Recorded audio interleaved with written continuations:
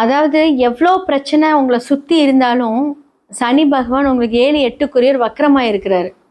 So இது வந்து ஒரு கோல்டன் பீரியட் அப்படின்னு சொல்லலாம் உங்களுக்கு.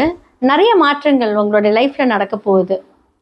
ஸோ இந்த சனி பகவான் வந்து வக்ரமா இருக்கக்கூடிய நிமிஷத்துல உங்களுக்கு என்னென்ன விஷயங்கள் ரொம்ப ஃபேவரா வேணுமோ எல்லாமே சாதிச்சுக்கோங்க அப்படின்னு தான் நான் சொல்லுவேன்.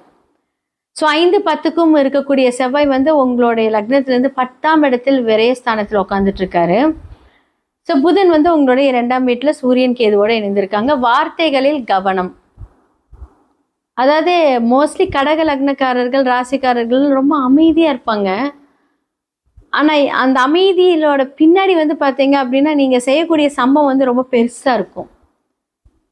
அப்ப 2ல சூரியன் ஆல்ரெடி வந்து அந்த சூரியன் எங்க இருக்காரு அப்படிங்கிறது அடுத்த விஷயம். இப்ப கோச்சாரத்துல அவரோட ஆட்சி வீட்டுல இருக்காரு. உங்களோட சுய ஜாதகத்துல எப்படி நம்ம பார்க்கணும்.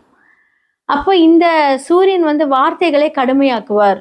கூட கேதுவும் இருக்கும். புதன் விட்டுருங்க. புதன் புத்திசாலித்தனமாக 2 விதமாக பேச வைத்தாலுமே, சூரியன் கேது இணைவு தன்னுடைய வார்த்தைகளில் கவனம்.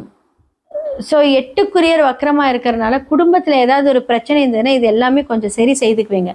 ஃபேவரா நடக்கக்கூடிய ஒரு காலகட்டம் தான். இந்த டிசம்பர் வரைக்கும் சூப்பர் அமோகமா இருக்கு கடகத்துக்கு.